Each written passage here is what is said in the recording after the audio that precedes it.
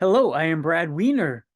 I am the Adaptive Physical Education Educational Specialist with Fairfax County Public Schools, and welcome you. Thank you for joining me to the Adaptive Physical Education Regulations and Compliances, where we're going to talk mainly about the Individuals with Disabilities Education Act and how adaptive physical education falls underneath that law. We may also talk about some guidance documents. But following the regulations and compliances are really important for us. Throughout this presentation, I welcome anybody to write in the chat their questions, or if you have a question, you may unmute and we can have a short discussion about your question. I know that wherever we are constantly advocating for adaptive physical education and our students. I do want to share a disclaimer regarding the fact that I am not a lawyer. I do not practice law, and this presentation is not meant to provide legal advice. The session is offering information related to the federal law, and it is important to know that our state guidances related to IDEA may differ. So states at some point may differ in their guidance. For example, Katie Doyle in the last presentation indicated that the transition process for the federal law says that you must start it at age 16, but there are some states that started at age 14. So that is an example of how some states' guidance differ from the federal level.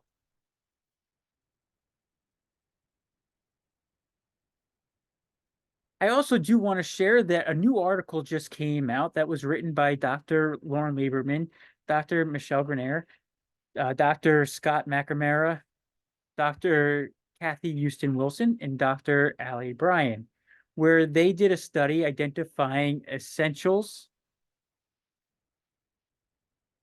content with the for that should be provided in the introduction to adaptive physical education class. This is the 3-credit class that we take within our undergraduate. And so they want to understand, what does the community indicate that are the essentials that should be taught in this class, so that when we are providing the service that we are prepared as adaptive physical educators. So they surveyed 200 general and adaptive physical education teachers, and they asked them to rank where they saw important topics.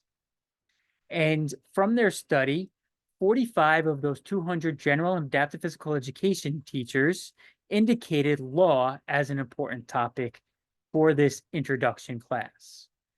So that's less than 50% of the group finding that law was an important topic to be part of this introduction class.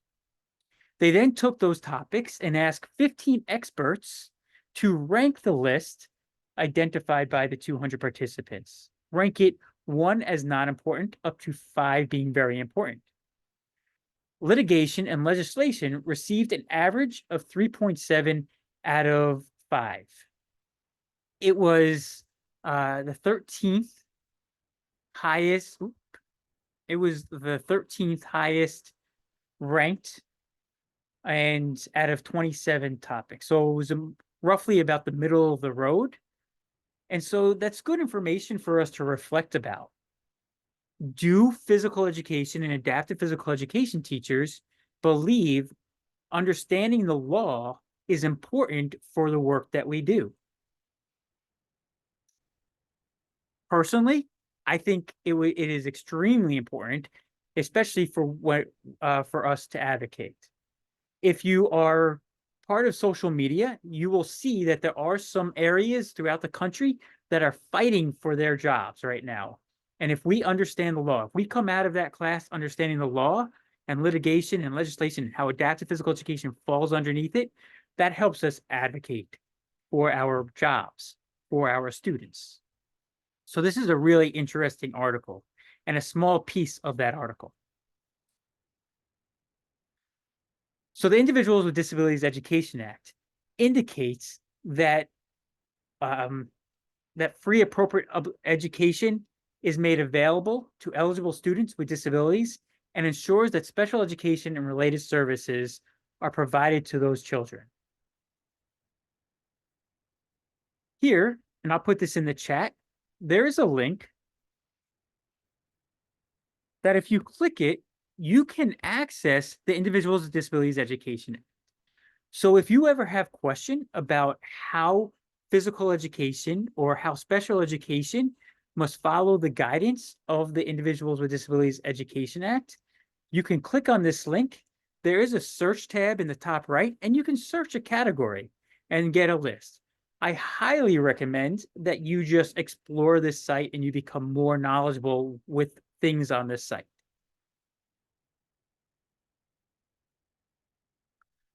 So special education is defined by IDEA, and it means specially designed instruction at no cost to the parents to meet the unique needs of students with disability.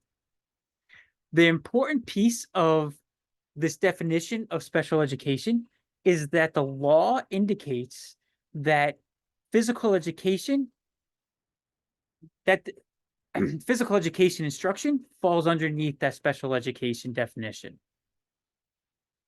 So physical education for students with unique needs receiving specially designed instruction is a special education service.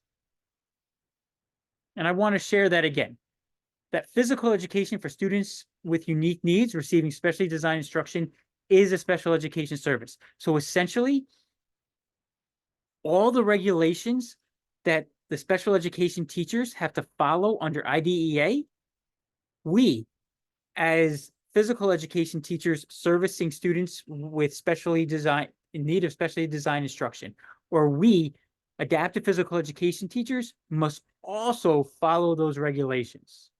This is really important for special education teachers to know because they don't know it.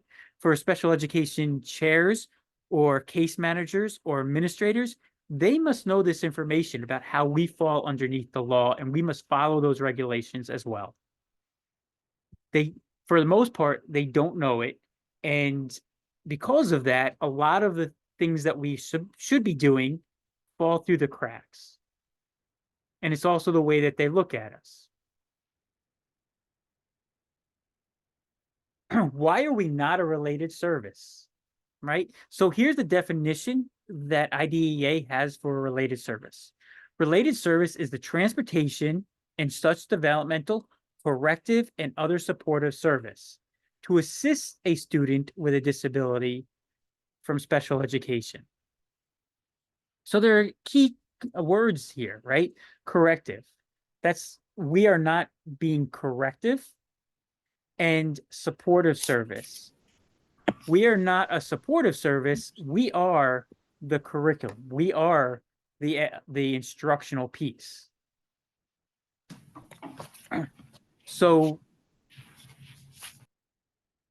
services that support the access to the curriculum. Yes, as a special education service, we have to support the access to the curriculum, but remember, we are also the curriculum. We are not just supporting the access to the curriculum. And here's the list that IDEA shares for related service providers, such as speech language, and I'm not going to go through the whole list, but speech language pathologists, you're going to see physical therapists, occupational therapists, you're going to see orientation and mobility. Those are examples of related service providers. You do not see physical education. There is recreation and therapeutic recreation, but you do not see physical education listed there. Now, oftentimes, oh, I see something. Do you allow your related service providers to attend the student's PE class? 100% they are because again, they're supporting the access to the curriculum. Physical education is the curriculum. So 100% we can benefit from physical therapists coming and supporting our students by having them use assistive devices, gait trainers. We can have our occupational therapists come support with that sensory integration, the fine motor skills. We can have speech and language pathologists come support students building their language through physical education. If there's a lot of research out there that says that when students are moving, they are actively more engaged with communication. And so it's a prime place for, speech and language pathologists to come work within our environment to support access to physical education and work on that communication. So 100%, I do allow related service providers to come and attend my physical education class and support me within that instruction. Great question. Thank you for bringing that up. So oftentimes, our field is using the term direct service. This was a term that when I was receiving my undergrad and my master's, I was often told that physical education, adaptive physical education is direct service. Go out there, advocate for direct service. And as I am finding within the field, special education teachers, administrators don't really understand what we mean by direct service. It is confusing to everybody outside our field. So is it a good term for us to continue to use? So I searched IDEA and I was like, is it defined in IDEA? Why are we using this term direct service? And IDEA defines it as the state education agency. So that would be like Virginia State Education, Department of Education, has the responsibility to use funds to provide special education and related services directly to students with disabilities residing in the area served by the local education agency, which would be Fairfax County for us. That has nothing to do with the way that we are using the term direct service. We are using the term direct service to mean that we are directly servicing students through a curriculum, but IDEA doesn't define it that way. Related service providers use the term direct service. We use the term direct service to differentiate ourselves away from related service providers, and yet related service providers are using the term direct service when they are directly supporting students.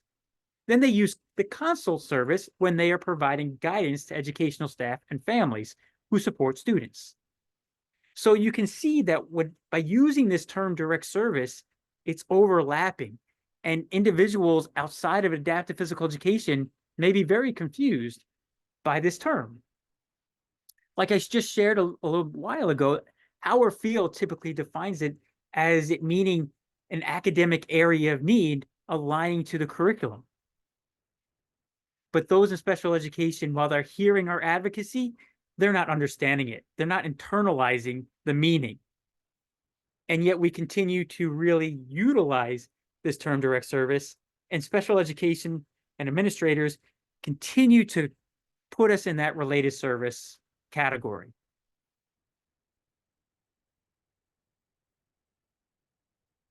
So like I shared earlier, physical education is defined by IDEA. The definition that they use is the development of physical and motor fitness, fundamental motor skills and patterns, and skills in aquatic, dance, and individual and group games and sports. This includes intramural and lifetime sports. The reason that that is important means that when students are participating in intramurals or extracurricular activities, they should still get those same supports that are written on the IEP when they're participating in intramurals, when they're participating in extracurricular activities. And includes special physical education, adaptive physical education, movement education, and motor development. And because this is good to know, I'm going to place this link in the chat for you all.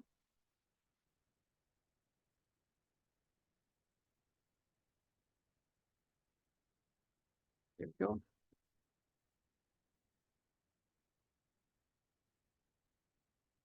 So specially designed instruction defined by IDEA means adapting as appropriate to the need of an eligible child under this part, the content, methodology, or delivery of instruction. It is to address the unique needs of the child that results from their disability. So it's how the student's disability let me restate that. How the student's identified educational disability impacts their education. And we also need to ensure, like I said before, the access for the child to have the access to general education curriculum so that the child can accelerate towards the grade level educational standards. When we write goals, we are writing goals that are aligned to grade level standards. When related service providers write goals, they are writing goals specifically to access the curriculum. The difference, we are writing goals that are aligned to the grade level standards. It is the curriculum. Related service providers are writing goals that support access to the curriculum. So essentially, adaptive physical education for students with specially designed instruction, is adapting as appropriate to the needs of an eligible child, the content, methodology, or delivery of instruction.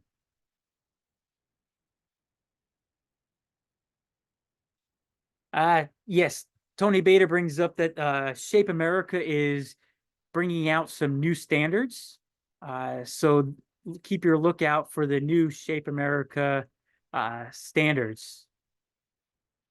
Though they have progression to the standards. So I don't want to get into it much, but Shape America is banding certain grades together for their new standards, and then they have progressions that align to those banded standards.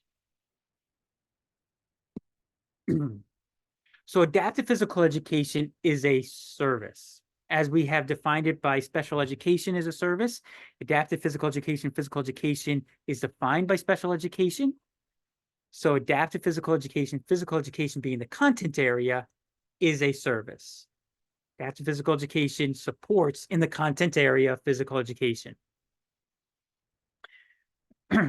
Adaptive physical education is not in itself a placement because there's a continuum of delivery service.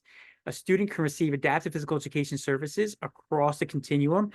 And that includes general physical education, which could be looked in lots of different ways. They can receive support in general physical education. General physical education is essentially 50% or more of students that do not have that specially designed instruction, do not have that need for specially designed instruction.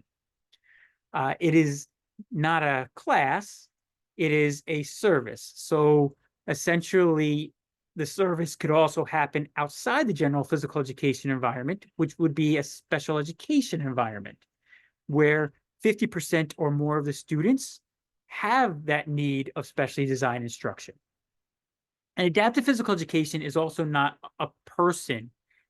So it's not when you yourself are in the room, they're receiving the adaptive physical education service.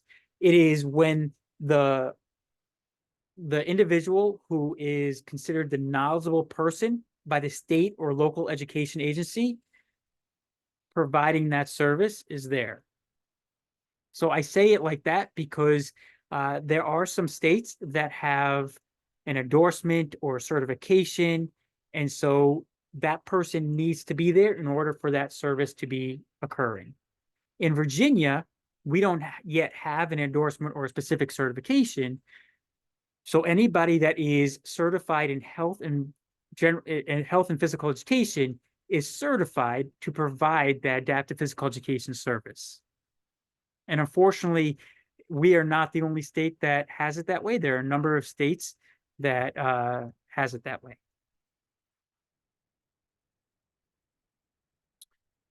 So who can deliver adaptive physical education services? I just kind of went over this a little bit, but there is no federal criteria for who is qualified to provide the adaptive physical education service. Each state has their own criteria. Some states require endorsement or certification. IDEA does specify that an IEP team must consist of the individual who can interpret the instructional implications of evaluation reports or results. In Virginia, that is anybody that's certified in health and physical education. I know that California has their own certification and many states have their own endorsements. But we need to make sure that that knowledgeable person assigned by the state is at the IEP meetings. If you want to gain more information and want to become more qualified in adaptive physical education, you can always look into the Adaptive Physical Education National Standards exam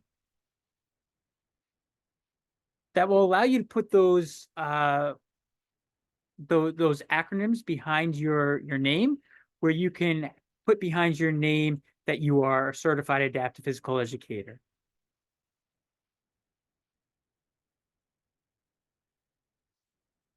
So I created this resource that was really meant for me, but I thought would be able to be helpful to everyone else.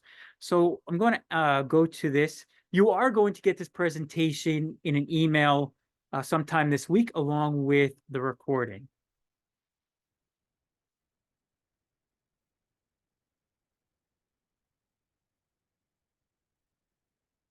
But before I really dive into this, are there any questions or anybody have unique situations that they want to bring up? And while this is recorded, we can still stay broad and vague with the questions. But did anybody come to this session kind of wanting to discuss anything specific? And if not, I will just go through the table of contents.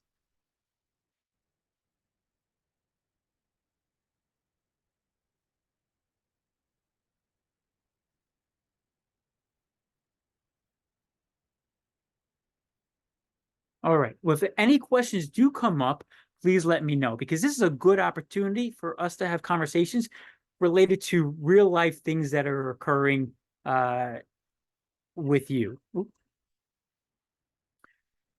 So here I define different types of meetings. They, in different areas, call them by different names, but everybody is doing the same thing. For example, there is something that's called a referral or planning meeting, where if a physical education teacher believes that a student is struggling to meet the curriculum, and they believe it is due to a student having an identified disability, they will go through some interventions. They'll put in interventions, they will take some data, they will gather information. And if the interventions are not supporting the student, then they will call the special education team together to review this data that they collected and determine if there is question as to whether the student would qualify based off of their identified disability, as in requiring specially designed instruction in physical education. I'm going to pause as there is a question in the chat.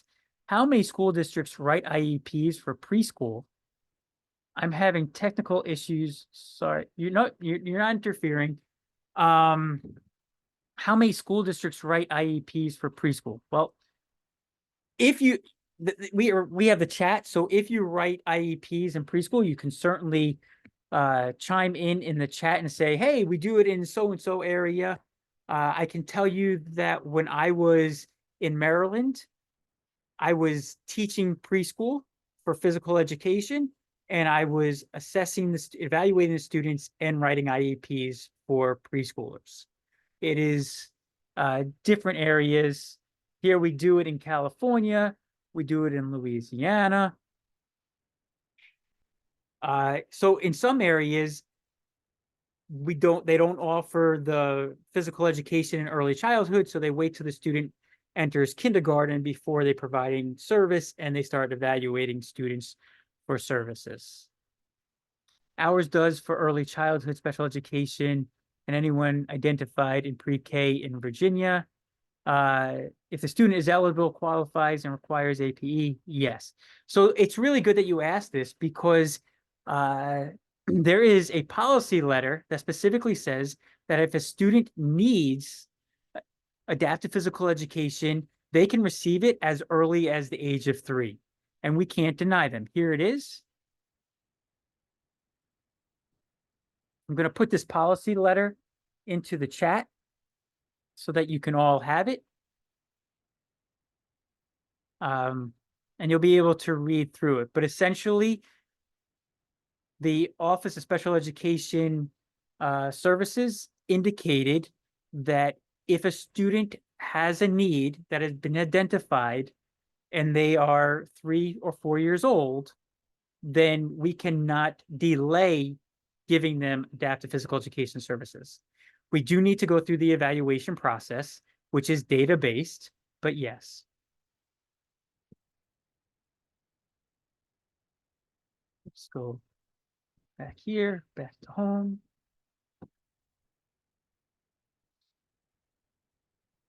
From my understanding, because APE is applicable for all ages in schools, is available to identify. Yes, that is correct. It is available from age 3 to 22. Again, we also have a policy letter here that says that students between the age of 16 up to 21 should also be able to get adaptive physical education services if they require that service. And that's even if their peers have completed their requirements and are not receiving adaptive physical education. So if their peers are not receiving adaptive physical or general physical education, but there continues to be a need, we cannot, we have to provide that required service as a need.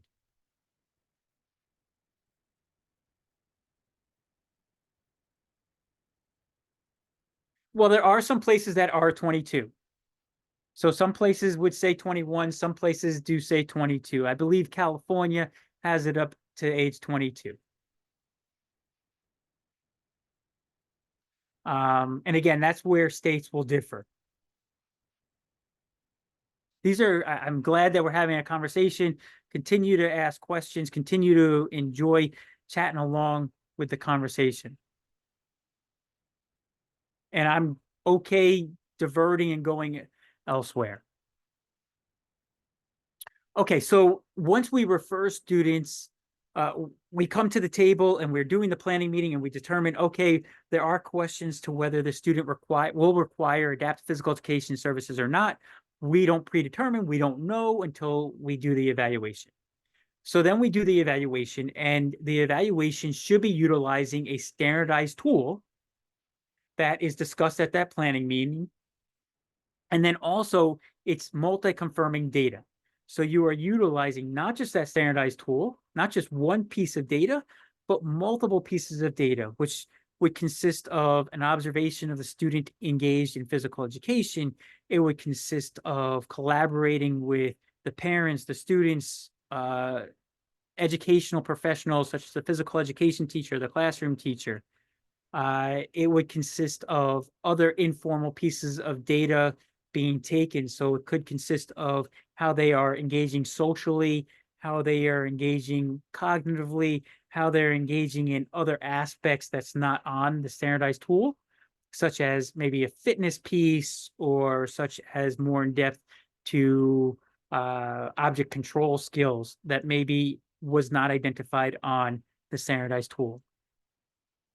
You gather that data, you write a report, and then you come back to something called a determination meeting, where the team comes together to determine, does the student require adaptive physical education services or not?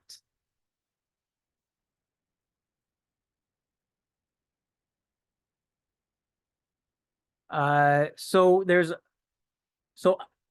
reading from the chat, I'm in Michigan. We currently haven't had an actual adaptive physical education teacher for our district for about 5 years since he retired. Would we be out of compliance, or because we currently teach physical education at least once a week with our classroom teams, are we doing okay? The administration doesn't seem worried. I'm just curious as how that would all work, as I've been wanting to get into that line of work. I'm currently in an SXI, SCI, so a special education setting classroom, but our district ranges from moderate to severe disabilities. So Michigan, I'm not sure. Michigan may have an endorsement. I know that they have a very strong program up there. They have DAP, Developmental Adaptive Physical Education, and but I can't speak to if there's an actual requirement of endorsement. If there's a requirement of endorsement, then yes, your district is out of compliance. They're not meeting compliance because they do not have based off the state, a knowledgeable individual that has the endorsement to provide that service. If Michigan does not have that endorsement, and all they say is that somebody with health or physical education is able to provide the service, then they are under compliance.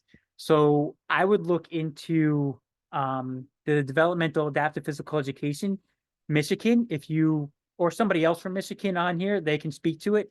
But if you look up Michigan developmental adaptive physical education, you'll be able to find somebody to reach out to and specifically speak to somebody within Michigan to identify if they're out of compliance or not.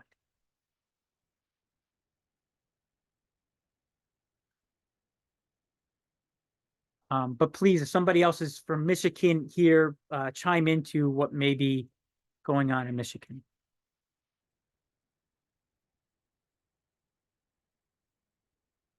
What about Virginia? My current district does not have adaptive physical education teacher in elementary schools. So in Virginia, Virginia does not currently have an endorsement or certification.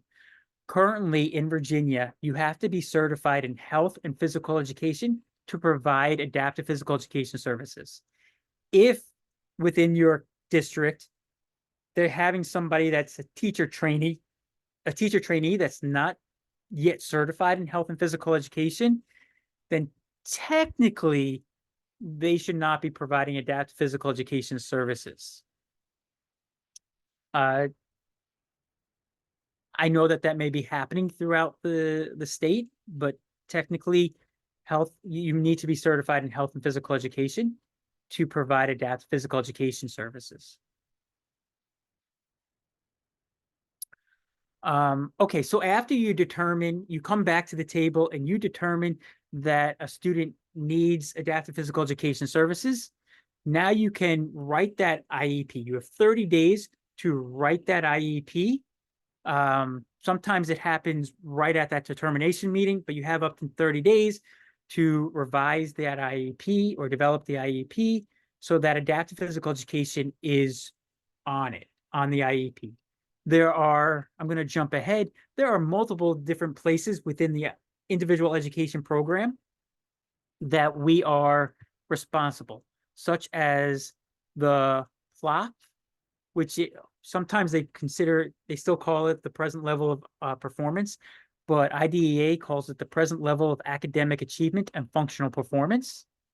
And so this is a statement or a narrative talking about the child's present level that includes not only how the child is doing within physical education, but includes the interests of the child, any input the child or the parent may have, includes, how they're doing socially, how they're doing cognitively and keeping up with the academic portion of physical education. So it gives a nice narrative to speak to the student. The strengths, so you have your plot. From this present level of academic achievement and functional performance, you indicate there's a need, and in that need, now that the measurable goal addresses that need. So the plot gives you that narrative. From that, you create a measurable goal because that need is indicated in the plot. So you write a measurable goal. Now, the IDEA only indicates that the statement must be measurable, and it's an annual goal. So something that you believe be achieved within 1 year. 1 year being, if it's February 26th, it would go, and we're doing the IEP today and it goes into play, it would go to February 25th next year. Should the standardized tool used for evaluation be administered to all students in a class or grade level, or just the student being referred for the possible adaptive PE services? Great question. In order to utilize a standardized tool and go through the evaluation, you should only use it for the student where you have received consent from the parents. Parental consent. You need to receive parental consent. Now, you can utilize the standardized tool without utilizing the standards. So for example, I can have everybody in the class go through the test of gross motor development 3, but I'm not relaying the standards to every student in that class. I am only relaying the standards to the student where I have consent. For everybody else, it is just an assessment to see where they are. But I'm not utilizing the standards just to see how they're doing. Also, when you're conducting an evaluation, typically you want to do an evaluation where you are decreasing distraction. So you really wouldn't want to do a standardized assessment where there are a lot of distractions of other students. So you want to do an evaluation where the student may be able to focus on you, focus on the task, and maybe most likely a one-on-one setting. But you should not be using a standardized tool with the standards when you do not have consent. You need parental consent. So that is a good question.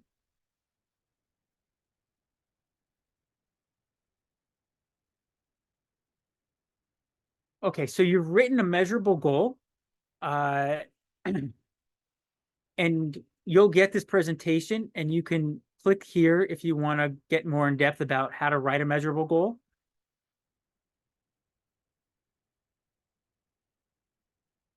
And then you have the supplementary aids and services piece. So what supports do they need in order to be successful in engaging in this environment? So, and I have a sheet here that has a list. So different accommodations and modifications that you can write into the IEP that they may need. The most popular one that I go to is if a student has an orthopedic impairment, an accommodation is that you can write in, the student will be able to utilize a chair versus sitting on the floor. Because oftentimes in physical education, students are sitting on the floor, but not everybody can access their environment if they are, because they can't sit on the floor. So you get them a chair. It could be utilizing a visual schedule board. It could be utilizing breaking down skills to be chunked. It could be rephrasing materials. You may need, if you give out written work, it may need to be read to them. Sometimes what you may want to put in physical education is already written in from the classroom. And so you don't need to write it twice. It's just overlapping. It's just whatever is written for the classroom could be utilized, should be utilized in physical education, not could, but should be.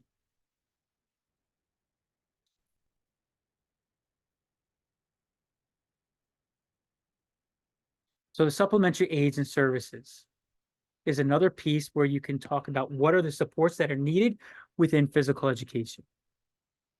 And then you're going to have your services where you're going to discuss, okay, what are the services that are required to support the student so that they could be successful within the physical education environment, to be able to be successful in receiving this curriculum. Services are, it's going to say physical education or adaptive physical education. It's going to say the time. It starts from this day and goes to that day, such as February 26th, 2024 to February 25th, 2025. It's going to say how much time per week or per month the student will receive the service. And then when you talk about least restrictive environment, you're going to be talking about, okay, we've collected the data, we've looked at the amount of services the student needs, we looked at the supports that the student needs. Now, what is the environment where they can, to the maximum extent appropriate, be engaged in general physical education? Can they be engaged in general physical education with adaptive physical education support, instructional assistant or paraprofessional support? Can they be successful with all those accommodations, such as a visual schedule board, chunking information, so those supplementary aids? If the team taking this data says no, With all this support, they still will not be able to accelerate towards a grade level curriculum. Then we have to open it up to what is the least restrictive environment? This is not the least restrictive environment. They need a more supportive environment. So we have to look at what is a more supportive environment. And that may be removing them from the general education environment. Whenever we remove a student from the general education environment, the goal is always to support them to get back to that general education environment, providing them all the supports that they need.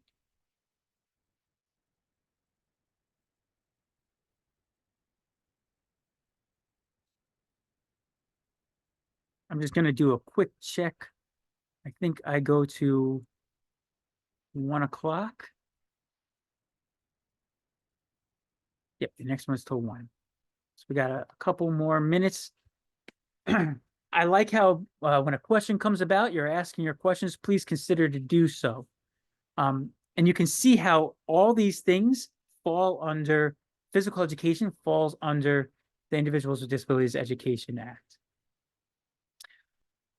We can jump to placement because this is a big one. Oftentimes, administrators, because of, let's say, schedules and how schedules work in the building, they may pressure or indicate to the team that a student should be in a specific placement so that it works into their schedule.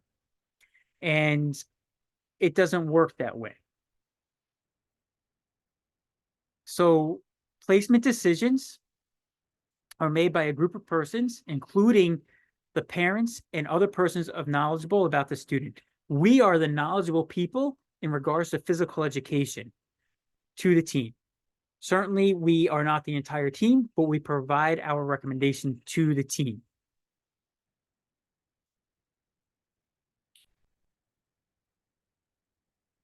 Every year, the team has to come together and relook at the placement options. So it's not where a student is in special education for physical education, and then they're there for their entire school career. Every year we have to come back, relook at general education, and then look at the continuum of service from the beginning.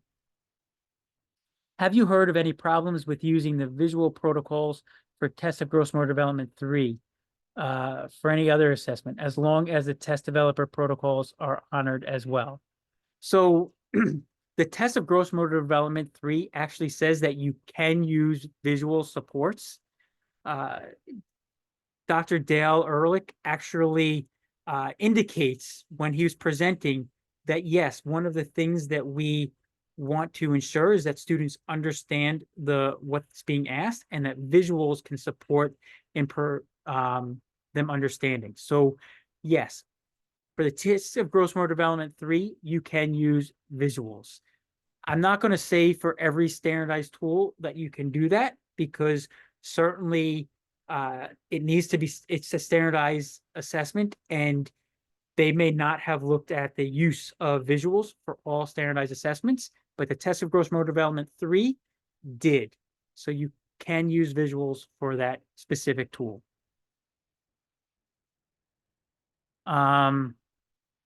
Okay, back to placement. So one of the things I really want to let you all know is that, and this has been a while, but in 2007, OSEP wrote a clarifying letter that said, in all cases, placement decisions must not be made solely on one of these factors. So a student cannot be put in special education just because they have a disability. And when I say special education, self-contained or small group, they cannot be they cannot be taken out of general education specifically because of the severity of their disability.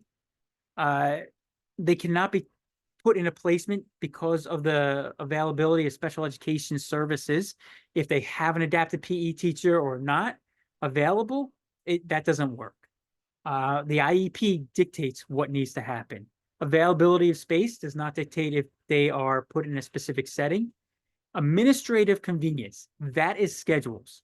An administrator cannot dictate a placement because of schedules.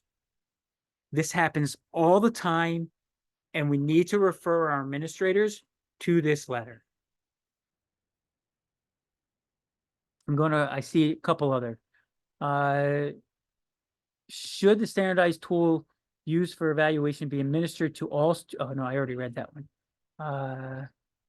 Can the parents or guardian make a request to take their child out of an APE setting, even though the team has advised against it? So this is where it is the IEP team. It also depends on the state and the state guidance as to how the IEP moves forward. In Virginia, you need parental consent and parents can sign partial consent for parts of the IEP. If a parent does not consent to an IEP, then no, you cannot move forward, and the old IEP stays in until the parents can consent. In other states, if a parent doesn't consent, they will put that on the prior written notice, which is written by the case manager, that the parent rejects what the IEP team is recommending. The parent then has the due process, the process that they can go through if they do not agree with the IEP team. And in all cases throughout the entire country, federal law states that all parents have their due process that they can go through. So if they do not agree with what the IEP team is stating, they have the right to go through their due process.